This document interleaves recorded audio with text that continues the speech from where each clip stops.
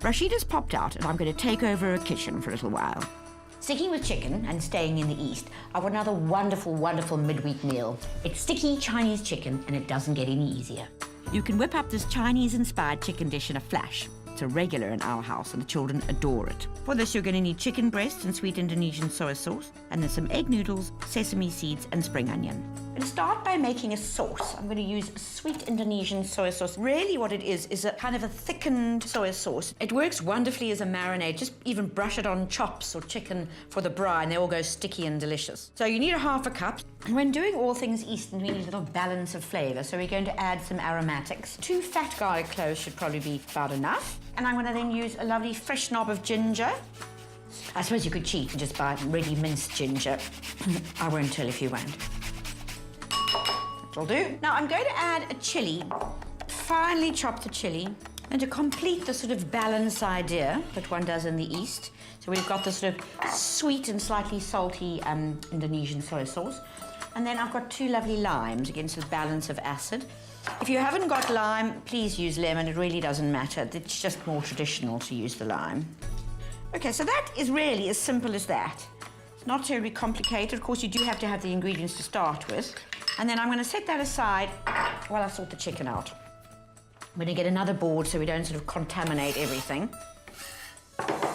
I've got chicken breast fillets, and now I want to slice them because it's sort of slightly stir-fry-ish. What you do need to try and do, though, is keep the strips as uniform as possible because you don't want some sort of cooking at different times to the others and then some are slightly raw and some aren't. So toss that back in there. You could also use chicken thighs. They tend to be slightly expensive.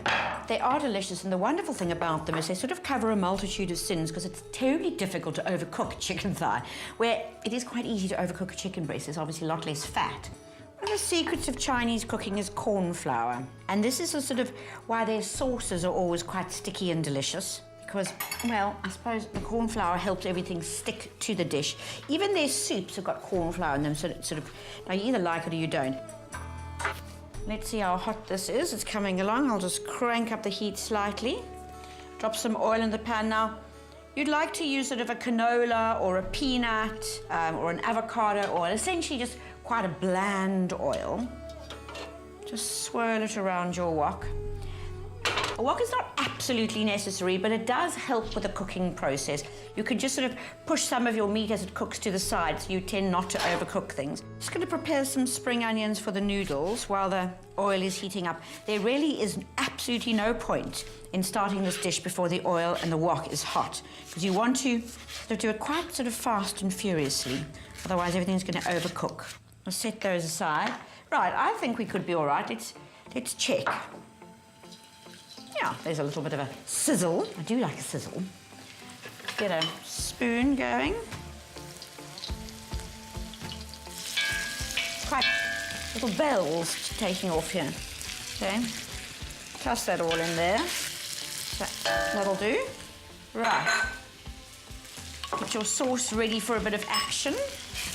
Okay, just gonna let that do its thing for a minute while I chop another spring onion. So if you want to add other vegetables to your noodles, then you're more than welcome. Strips of carrot. In fact, nowadays you can just buy everything stripped by the supermarkets and then you don't have to do anything. Once you've just seared the outside of the chicken, you're not trying to brown it at all, otherwise you will overcook it. You're just going to stir in the sauce. Some people add honey, because it really does give that sticky affair, but I reckon that the sweet Indonesian soy sauce is sticky enough. Now just leave that in there. And while that's doing its thing, we should probably take about sort of 5 or 6 minutes. I'm going to get the noodles. I love cooking in other people's kitchens. It's just so easy to navigate, especially one like this where it's quite small. You don't have to go too far. I've got some egg noodles here. So I've just boiled these for a few minutes. If you don't have egg noodles, I suppose you could just use some 2-minute noodles. That would be fine.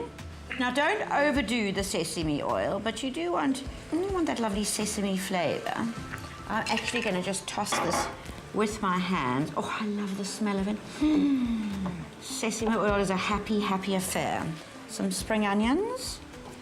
So that's just going to add a little bit of crunch. And as I say, you know, some lovely sliced carrots would be great, just again for colour and just to get some vegetables down the children's gullets. Some coriander. You can just break it up. So that'll be enough. In fact, I'm just going to clean up a little bit. I am a very, very messy cook.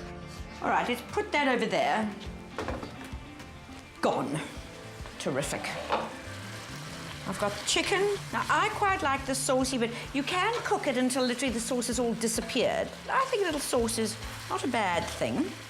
And then I think that looks perfectly done. I'm just going to literally wallop it on top here.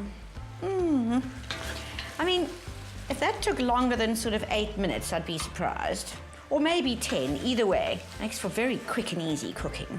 And this is really why I say the chicken is like the little black dress of protein, because you can make myriad dishes and all are as delicious as the other. It doesn't get simpler than this. Sweet, sticky and noodly. No wonder the kids love it.